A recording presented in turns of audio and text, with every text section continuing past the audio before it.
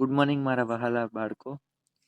આજના આ વિડીયોમાં આપણે ધોરણ 6નું જે વિજ્ઞાનની એકમ કસોટી હતી, જે તારીખ 3/2/2024 એટલે કે શનિવારે લેવાઈ, તારીખ 3/2/2024, ધોરણ 6 વિજ્ઞાન.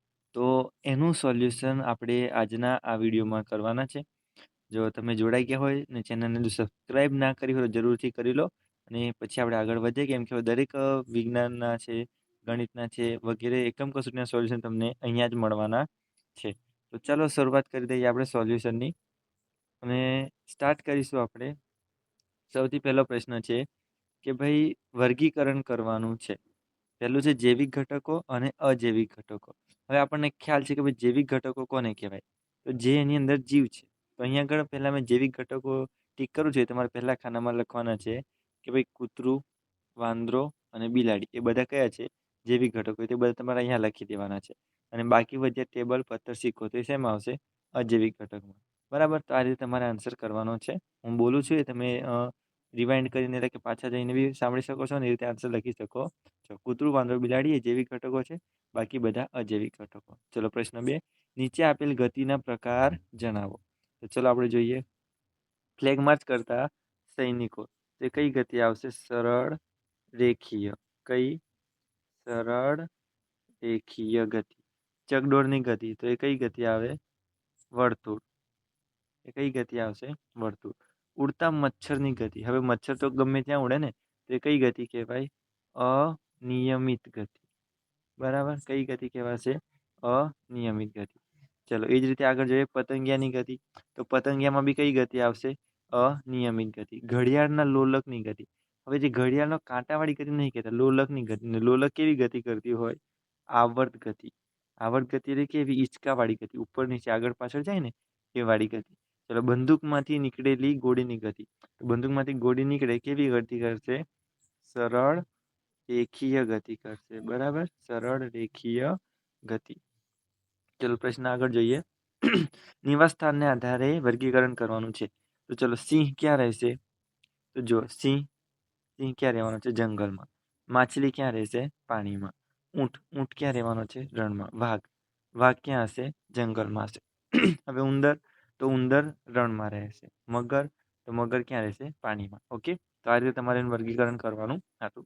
પ્રશ્ન 4, નીચેના પદાર્થોનું પારદર્શક, પારભાષક અને અપારદર્શક પદાર્થોનું વર્ગીકરણ કરો. ચાલો સૌથી પહેલા સમજીએ કે પારદર્શક એટલે શું. તો કોઈ વસ્તુ છે તમે જેની આરપાર જોઈ શકો તો તેને પારદર્શક કહેવાય. પછી પારભાષક, તો કોઈક વસ્તુ છે જેની આરપાર તમે જુઓ તો ખરા પણ તમને ધૂંધળું દેખાય, તો એટલે કે ઝાંખું દેખાય, એને પારભાષક કહીશું. અને અપારદર્શક, તો જેને તમે વચ્ચે લાવો તો તમને પાછળનું કશું જ ના દેખાય. ચલો ઈંટની દિવાલ છે તો તેની આરપાર તમે જોઈ શકશો ના, તો એ શેમાં આવશે? અપારદર્શક. પછી તેલવાળો કાગળ, તો એ શેમાં આવશે? તમને ઝાંખું દેખાય, તો એ પારભાષકમાં આવશે. કાચની પ્લેટ હશે તો એ પારદર્શક હશે, તો એ પારદર્શક. પછી ધુમ્મસ હોય તો તમે ઝાંખું દેખાય ને, તો એ શેમાં આવે?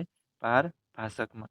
અને છેલ્લું લાકડાનું પાટિયું, લાકડાની પાટિયાની આરપાર દેખાય? નહીં દેખાય, તો એ આવશે પારદર્શકમાં. તો આ રીતે તમારે એનું વર્ગીકરણ કરીને આ ખાનાની અંદર તમારે આન્સર લખી દેવાના છે. ઓકે. ચલો આગળ વધીએ. વિદ્યુત સુવાહક અને વિદ્યુત અવાહક અંદર વર્ગીકરણ કરવાનું છે. તો કોની અંદરથી વિદ્યુત પસાર થશે અને કોની અંદરથી નહીં થાય? વિદ્યુત સુવાહક મતલબ જેની અંદરથી વિદ્યુત કરંટ પસાર થાય. વિદ્યુત અવાહક મતલબ કે જેની અંદરથી પસાર થતો નથી. તો ચલો પહેલા તમને વિદ્યુત સુવાહક કહી દઉં. તો વિદ્યુત સુવાહકમાં આવશે ચાવી, લોખંડની ખીલી અને ટાંકણી, એટલાની અંદરથી વિદ્યુત પસાર થશે. હવે રબર, ફૂટપટ્ટી અને દિવાસળી, એની અંદરથી વિદ્યુત પસાર થશે નહીં. તો આ ત્રણ શેમાં આવશે? વિદ્યુત અવાહકમાં આવશે. ચાવી, લોખંડની ખીલી એ વિદ્યુત સુવાહક, બાકીના બધા વિદ્યુત અવાહકમાં આવશે. ચલો પ્રક્રિયા અને ઘટનાને કારણ સાથે જોડવાનું છે. હવે આપણે આના આન્સર જોતા જઈએ. તો ઊંટ રણમાં જીવી શકે છે, કારણ કે, તો આનું કારણ શું હશે? ચલો આપણે ભણ્યા છે ને કે ઊંટ રણમાં જીવી શકે તો એની પાસે ઘણી બધી રચનાઓ છે. જેમ કે એના પગ નીચે શું છે? ગાદી જેવી રચના છે, જેને ચાલવામાં મદદ કરશે. ખૂંદના ભાગે ચરબીનો સંગ્રહ કરે છે, જેને વધારે લાંબો સમય સુધી ખોરાક ન મળે તો બી ચલાવી શકે છે. પછી ખૂબ જ ઓછો પરસેવો અને મૂત્રનો ત્યાગ કરે. કેમ? તો કે રણમાં રહે છે, દૂર સુધી પાણી ના મળે તો એ પોતાના પાણીની અંદર સંગ્રહ કરેલો હોય એનો ઉપયોગ કરી શકે છે. એની ડોક ઊંચી છે, અને ડોકી ઊંચીના કારણે એ ઊંચે લાગેલા બાવળ છે, બોરડી છે, એના પાંદડા ખાઈ શકે છે. તો આ બધા એના શું કહેવાય? કારણ થશે. ચલો બીજો, પર્વતીય વિસ્તારની વનસ્પતિ નો આકાર કેવો છે? શંકુ આકારનો હોય છે. શંકુ આકારનું કારણ શું છે? તો મોટા ભાગના પર્વતીય વિસ્તાર દેખો તો હિમવર્ષા થતી હોય છે, કાં તો એના લીધે શું થાય? એનો આકાર શંકુ આવેલો છે. શંકુના કારણે બરફ સહેલાઈથી નીચે સરકી જાય એટલા માટે એનો આકાર કેવો આવેલો છે? શંકુ. ચલો, હવા પારદર્શક છે. તો ઓબ્વિયસલી હવા કેવી છે? પારદર્શક. કેમ? તો કે હવાની તમે આરપાર જોઈ શકો છો. આપણે ઓક્સિજન લઈએ પણ ઓક્સિજન દેખાય છે? નથી દેખાતો ને, તો એની આરપાર આપણે જોઈ શકીએ છીએ. તો હવા કેવી છે? પારદર્શક છે. ચલો, ચોથો, અંધારામાં ઓરડામાં પડેલું પુસ્તક આપણને જોઈ શકતા નથી. તો કેમ જોઈ શકતા નથી? તો અંધારું છે, અને અંધારું છે તેથી ત્યાં પ્રકાશનું કોઈ પણ કિરણ જતું નથી. કોઈ પણ વસ્તુ ક્યારે દેખાશે? જ્યારે તેની પર પ્રકાશ પડે. હવે પુસ્તક ઓલરેડી અંધારામાં છે તો આપણને એ પુસ્તક દેખાશે નહીં. તો રીઝન આવશે કે અંધારા ઓરડામાં પ્રકાશનું એક પણ કિરણ હોતું નથી, જેના કારણે પુસ્તક આપણી નજર સામે આવતું નથી ને દેખાતું નથી. આંબાનું વૃક્ષ એક સ્થળથી બીજે સ્થળે જઈ શકતું નથી, છતાં તે સજીવ કહેવાય છે.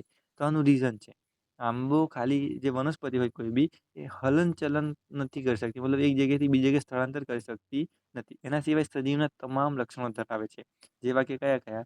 તો એની વૃદ્ધિ થાય? હા, થાય. બરાબર.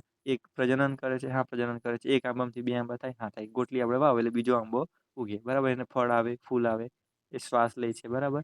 કચરો ત્યાગ કરે છે. કચરો કઈ રીતે ત્યાગ કરે? તો જ્યારે પાંદડા પીળા પડી જાય તો એ કચરો સ્વરૂપે જ હોય છે, જેના કારણે પાંદડામાં એનો કચરો સંગ્રહાય અને નિકાલ થતો હોય છે. બરાબર. તો એ પછી અમુક વાર એને ગુંદર સ્વરૂપે શું કે પરસ્યો, આપણે કેવો પરસ્યો નીકળે, તો એ લોકોને ગુંદર જેવું નીકળતું હોય છે. એ શું હોય છે? એક જાતનો કરચેવો હોય છે. ચલો, તમારા ઘરમાં સ્વિચનું સમારકામ કરતી વખતે ઇલેક્ટ્રિશિયન શા માટે રબરના મોજા પહેરે છે? તો એનું રીઝન છે કે રબરના મોજા હશે તો એને હાથમાં કરંટ લાગશે નહીં.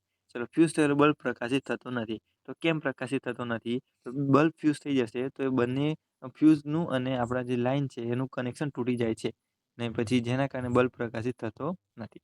ચલો, વેત, હાથ અને પગલા જેવા માપથી વસ્તુની લંબાઈ ચોકસાઈપૂર્વક માપી શકાતી નથી. તો કેમ નથી માપી શકાતી? તો તમે વેંતથી માપવા જાઓ, હાથથી માપવા જાઓ, પગલાથી માપવા જાઓ, તો દરેકના આ વેંત, હાથ અને પગલાની લંબાઈ નાની મોટી હોવાની, અને જેના કારણે જે માપશે એ મુજબની આપણને વસ્તુની લંબાઈ મળતી હોય છે. તેથી આ ચોક્કસપૂર્વક કહી શકીએ નહીં, કેમ કે વ્યક્તિએ એની લંબાઈ બદલાતી હોય છે. ગ્રહણ સમયે સૂર્યની સામે નરી આંખે શા માટે ન જવું જોઈએ? તો ગ્રહણ સમયે સૂર્યમાંથી નીકળતા જે કિરણો છે આપણા માટે હાનિકારક છે, અને જેના કારણે જ આપણે એની સામે જોવું જોઈએ નહીં. આમ જોવા જઈએ તો ક્યારેય સૂર્ય સામે ડાયરેક્ટલી જોવાનું નહીં. કાં તો તમે ચશ્મા પહેરીને જોઈ શકો છો, કાં તો કોઈક પ્લાસ્ટિકનો કે કોઈ પડદો વચ્ચે રાખીને જોઈ શકો છો. ડાયરેક્ટ જોવાનું નથી, કારણ કે આપણી આંખોને હાનિ પહોંચાડે છે. પરિપથમાં વિદ્યુત સ્વિચ શા માટે મૂકવામાં આવે છે? તો પરિપથમાં વિદ્યુત સ્વિચ એટલા માટે મૂકવામાં આવે છે કે જ્યારે પણ આપણને બલ્બ કે કોઈ બી ઇલેક્ટ્રિક વસ્તુની જરૂર હોય ત્યારે આપણે એને ચાલુ કરી શકીએ, અને ફરી જ્યારે કામ પૂરું થઈ જાય ત્યારે આપણે એને બંધ કરી શકીએ, એટલા માટે. ચલો, હવે અહીંયા આપણે એક વસ્તુનું નિર્માણ કરવાનું છે. તો આપણે પિનહોલ કેમેરાની જ વાત કરીએ તો પિનહોલ કેમેરા કઈ રીતે બનાવવાનો છે? તો વર્ણન થોડુંક લખવાનું છે, આખું દોરવાનું નથી. તો પિનહોલ કેમેરા લખીએ આપણે કે સૌપ્રથમ આપણે બે ખોખા લેવાના છે, અને બે ખોખા એવા કે જે એક ખોખું હોય એ બીજા ખોખાની અંદર આસાનીથી સમાઈ જાય. બરાબર. તો બે ખોખા લેવાના છે. હવે એક ખોખાની અંદર જે શું કહેવાય, બહારનું ખોખું હશે ત્યાં આપણે એક નાનું ગોળ કરવાનું છે, અને જે અંદરનું ખોખું હશે ત્યાં ચોરસ કાપીને એક પારભાષક પડદો પ્લાસ્ટિકનો, ત્યારે તમે સેલો ટેપ જે આવે છે એ ચીપકાઈ શકો છો. પ્લાસ્ટિકની જે સેલો ટેપ આવે છે ચીપકાઈને તમે બનાવી શકો છો. અને જે અંદરનું હશે એને પછી ચોરસવાળું કાપ્યું હતું અંદર ચીપકાવ્યું આપણે અંદર સરકાઈ દેવાનું છે, અને પછી કોઈ બી વસ્તુને આપણે જોવાનો પ્રયત્ન કરવાનો છે. તો આ રીતે આપણો પિનહોલ કેમેરા તૈયાર થશે. ચલો, પ્રશ્ન ચોથો જોઈ લઈએ. તો વનસ્પતિનું જલીય અનુકૂલન સમજાવો. તો વનસ્પતિ જળમાં કઈ રીતે અનુકૂલન ધરાવે છે? તો આપણે જોઈ શકીએ છીએ કે અમુક વનસ્પતિ હોય તો એ પોતાના મૂળ એકદમ પોચા બનાવે, જેના કારણે પાણીમાં બી તળી શકે. પછી અમુક મૂળ કેવા એકદમ છીછરા હોય કે એટલે પાણી સાથે થોડાક જ જોડાયેલા હોય છે. બરાબર. તો એનું જલીય અનુકૂલન કહેવાય. બરાબર. પછી આગળ, માપનના પ્રમાણિત એકમની જરૂરિયાત જણાવો. તો કેમ માપનની જરૂરિયાત ઊભી થઈ? તો રીઝન એ છે કે દરેક વ્યક્તિ અમુક પગલાથી માપતા હતા, અમુક હાથથી માપતા હતા, અમુક વેંતથી માપતા હતા, અમુક મુઠ્ઠીથી માપતા હતા. બરાબર. તો આના લીધે દરેક વ્યક્તિ કે દરેક દેશના લોકો માપે ત્યારે પોતપોતાની લંબાઈના હિસાબે, પોતાના હાથની લંબાઈના હિસાબે, પગની લંબાઈના હિસાબે માપતા હતા, અને જેના કારણે જ્યારે કોઈ વૈશ્વિક બજારમાં ખરીદી કરવી હોય ત્યારે તકલીફ પડતી હતી. એટલા માટે કોઈક પ્રમાણિત એકમની જરૂરિયાત જણાય, અને એટલા માટે આપણે માપનના પ્રમાણિત એકમની જરૂરિયાત છે એમ કહી શકીએ છીએ. ચલો, વર્તુળાકાર ગતિ એક ઉદાહરણ દ્વારા સમજાવો. વર્તુળાકાર ગતિ એટલે કેવી ગતિ? તો કોઈ બી વસ્તુ હોય એ પોતાની ગતિનું સતત પુનરાવર્તન કરે, અને એનો માર્ગ બી નક્કી હોય કે આટલા જ માર્ગની અંદર ગોલ ગોલ ફરવાની છે, તો એને આપણે વર્તુળ ગતિનું ઉદાહરણ કહી શકું. બરાબર. આ વસ્તુ છે, સમજો આ વસ્તુ છે અને આ ચોક્કસ માર્ગની અંદર સતત એ ગતિ કર્યા કરે તો આને આપણે કઈ ગતિ કહીશું? વર્તુળ ગતિ કહીશું. ચલો, પારભાષક પદાર્થ કોને કહેવાય છે તે ઉદાહરણ દ્વારા સમજાવો. હવે પારભાષક મતલબ શું? કે કોઈક વસ્તુની આપણે આરપાર જોવાનો પ્રયત્ન કરીએ પણ આપણને સ્પષ્ટ દેખાય નહીં, ઝાંખું ઝાંખું દેખાય. જેમ કે તમે પાણી ભરેલી બોટલ હોય પ્લાસ્ટિકની ઊંચી કરો તો તમને એની સામેની સાઈડ દેખાશે તો ખરું કંઈ, પણ થોડુંક ઝાંખું દેખાશે. તો એક શું કહેવાશે? પારભાષક. એટલે આપણને આભાસ થશે કે કંઈક વસ્તુ છે. જો તમે કોરો કાગળ લેશો ને એની પર જો થોડું તેલ લગાવશો તો થોડા સમય પછી સુકાઈ જાય ને પછી તમે જોવાનો પ્રયત્ન કરશો તો સામેની દિશામાં આપણને કંઈક દેખાશે. પણ શું દેખાય છે આપણને ક્લિયર ખબર પડશે નહીં. તો એ પારભાષક પદાર્થ કહીશું. એનું ઉદાહરણ જ લખવાનું છે આપણે કે પાણી, થોડું ડહોળું પાણી હોય એ, પછી તેલ લગાડેલો કાગળ, એનું ઉદાહરણ થશે. ઓકે, ચલો આગળ વધીએ. હવે જોડકા. તો સિમ્પલ છે, જોડકા આપણે જોડતા જઈએ. વિભાગ એ અને વિભાગ બી. ચલો, માછલી. તો શ્વસન અંગ આપેલા છે તો માછલી કઈ રીતે શ્વસન કરશે?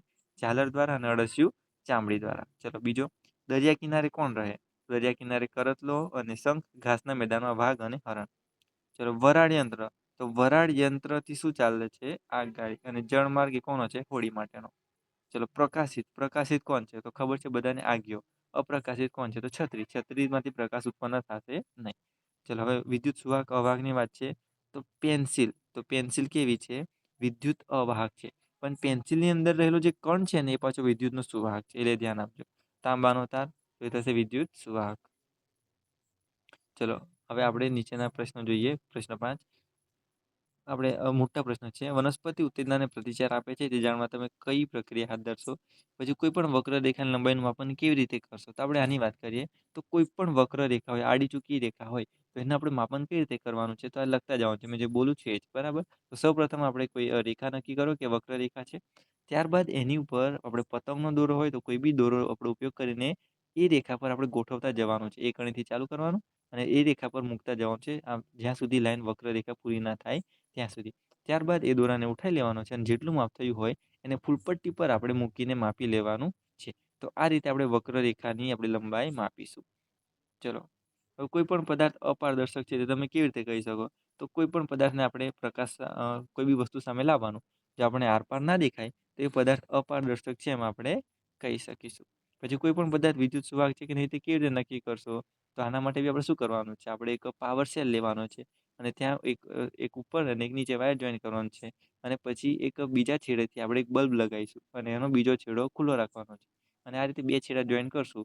જે જે વસ્તુ આપણે સુવાહક છે ચેક કરવી હોય એ બે છેડાની વચ્ચે મૂકવાની અને જો બલ્બ પ્રકાશિત થાય તો વિદ્યુતની સુવાહક, ના થાય તો એને કહીશું વિદ્યુતની અવાહક. તો આ રીતનું આપણું આજનું આ પેપર હતું. જો તમને કશે કન્ફ્યુઝન લાગ્યું હોય તો તમે મને કમેન્ટમાં જણાવો, એનું આપણે ફરીથી સોલ્યુશન લઈ લેશું. પણ આ રીતનું સરસ મજાનું એવું પેપર હતું. તો જરૂરથી તમને ગમ્યું હશે. જો સારું હોય તો તમે દરેક મિત્રો સુધી આ પહોંચાડો અને જેથી તમે એકમ કસોટી ઉપયોગી રીતે તમે આપી શકો. તો મળીશું પાછા નેક્સ્ટ વિડીયોમાં.